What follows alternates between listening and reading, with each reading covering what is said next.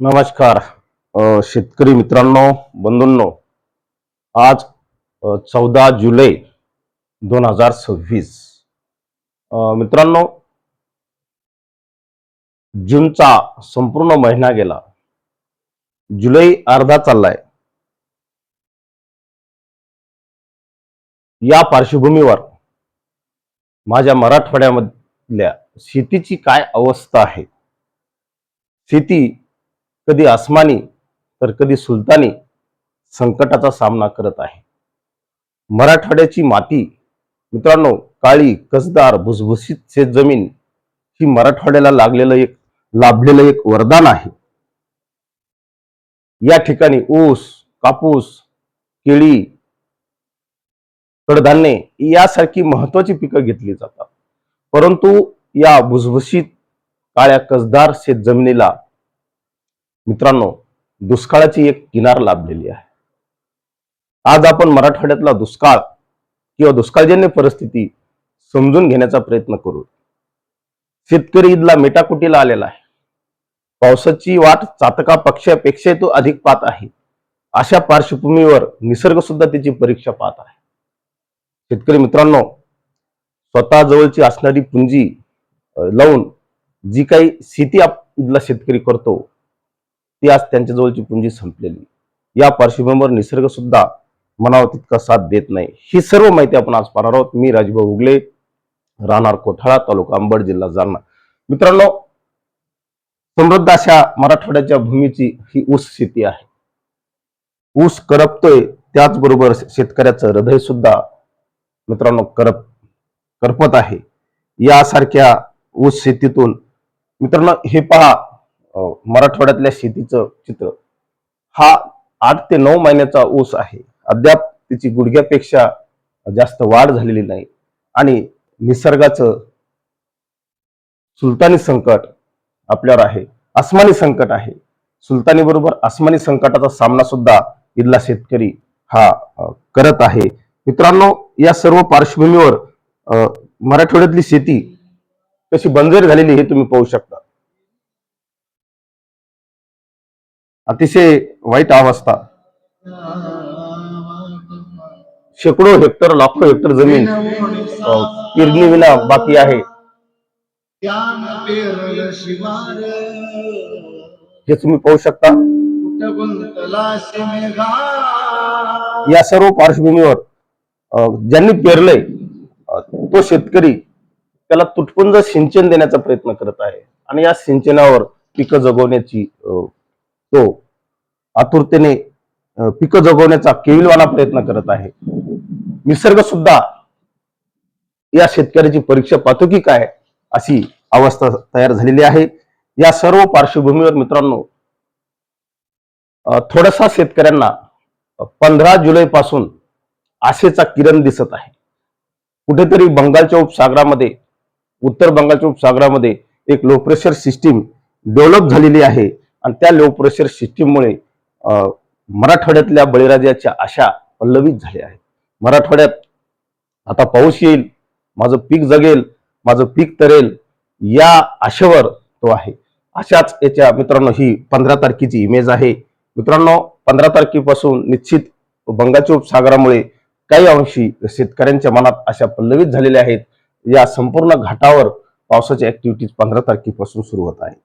त्याचा परिणाम म्हणून मित्रांनो, राज्यामध्ये अंतर्गत भागात ढगाळ वातावरण तयार होऊन हलक्या पावसाच्या नोंदी 15 आणि 16 तारखेला होतील. मराठवाड्यात मित्रांनो निश्चित पावसाची सुरुवात ही 15-16 तारखेला ढगाळ वातावरण होऊन तुरळक ठिकाणी हलक्या पावसाच्या शक्यता तयार होतील. फार मोठा पाऊस मित्रांनो मराठवाड्यात सध्या तरी आपल्याला या मॉडेलकडून 15 आणि 16 तारखेला दिसत नाही. परंतु हळूहळू मित्रांनो यामध्ये सुधारणा होत जाताना आपल्याला दिसत आहे. हे 16 तारखेचं इमेज आहे. मित्रांनो, या सर्व पार्श्वभूमीवर मित्रांनो पुन्हा एकदा घाटावर पाऊस सक्रिय होणार आहे. पश्चिम घाट ज्याला आपण म्हणतो, सातत्याने मित्रांनो नाशिक असेल, पुणे असेल, अहिल्यानगर असेल, या पश्चिम साईडला पावसाच्या ऍक्टिव्हिटीज असतील. अगदी त्या कोल्हापूर, सांगली, साताऱ्यापर्यंत असतील. परंतु साताऱ्याच्या पूर्व भागात पाऊस नसेल, कोल्हापूरच्या पूर्व भागात नसेल, पुण्याच्या पूर्व नसेल, अहिल्यानगरच्या पूर्व नसेल, नाशिकच्या पूर्व भागात नसेल. ही 17 तारखेची इमेज आहे. मित्रांनो, जसं आपण पुढे पुढे जाऊ तसं आपल्याला मराठवाड्यातलं चित्र थोडंसं आशादायी वाटत आहे. छत्रपती संभाजीनगर एरियामध्ये मित्रांनो डार्क ढगाळ वातावरण होऊन 17 तारखेला आपल्याला पावसाच्या ऍक्टिव्हिटीज वाढताना दिसत आहेत. या ठिकाणी छत्रपती संभाजीनगर आहे मित्रांनो, जळगाव, धुळे, नंदुरबार या भागात सुद्धा पावसाच्या ऍक्टिव्हिटीज वाढत आहेत. ढगाळ वातावरण होऊन हलक्यात ते मध्यम पावसाची शक्यता ही 17 तारखेपासून पुढे आपल्याला बळावताना दिसत आहे. त्याचबरोबर ही 18 तारीख आहे मित्रांनो, 18 तारीख आणखी आपल्याला आशादायी आहे. या सर्व पार्श्वभूमीवर मित्रांनो सध्या सर्वत्र आणि सर्वदूर पाऊस होणार नाही मराठवाड्यात. नाशिक भागात पाऊस इथे जबरदस्त दिसते मित्रांनो. 200 मिलीमीटर पाऊस नाशिक पश्चिम साईडला होणार आहे. पुन्हा एकदा जायकवाडी सारख्या महत्वाच्या धरणामध्ये पाणी येणार आहे. हे सर्व मित्रांनो होणार आहे. उजनी धरणात पाणी जाणार आहे. या पार्श्वभूमीवर अंतर्गत महाराष्ट्रात थोड्याशा 18 तारखेपासून पावसाची ऍक्टिव्हिटीज वाढत आहेत. संपूर्ण जो मराठवाडा आहे यामध्ये मित्रांनो छत्रपती संभाजीनगर आहे, जालना आहे, बीड आहे, लातूर, धाराशिव, सोलापूर, अहिल्यानगर हे सर्व आमच्या मराठवाड्याला लागून असणारे जिल्हे आहेत. यामध्ये बुलढाणाचा भाग आहे, अकोला, अमरावती या ठिकाणी सुद्धा मित्रांनो पावसाचे कमी दिसत आहेत, नोंदी दिसत.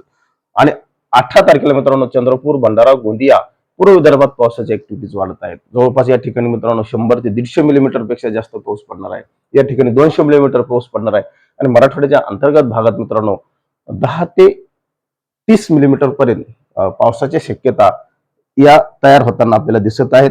ही मित्रांनो 20 तारीख 20 तारीख आहे.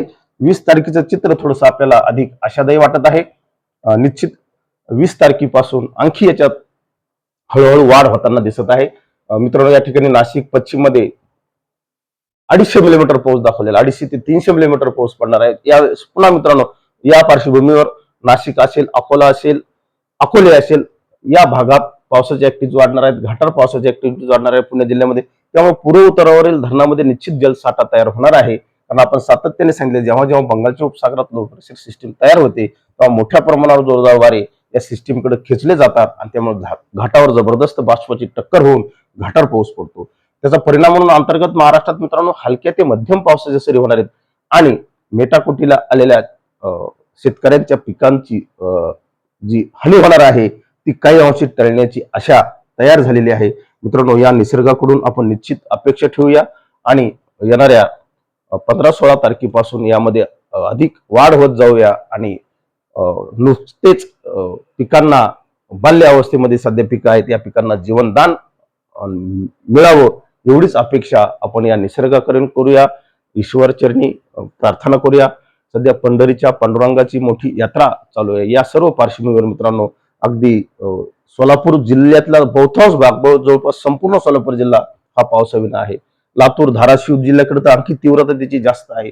मराठवाड्यातल्या मित्रांनो बीड, जालना दक्षिणकडे तीव्रता जास्त आहे. या सर्व पार्श्वभूमीवर या सर्व शेतकऱ्यांची चिंता मिटो एवढंच आपण पांडुरंग चरणी प्रार्थना करू, या निसर्गाकडून अपेक्षा करूया एवढंच सांगतो. थांबतो. अधिक माहितीसाठी मित्रांनो IMD सारख्या विश्वसनीय संस्थेला फॉलो करा.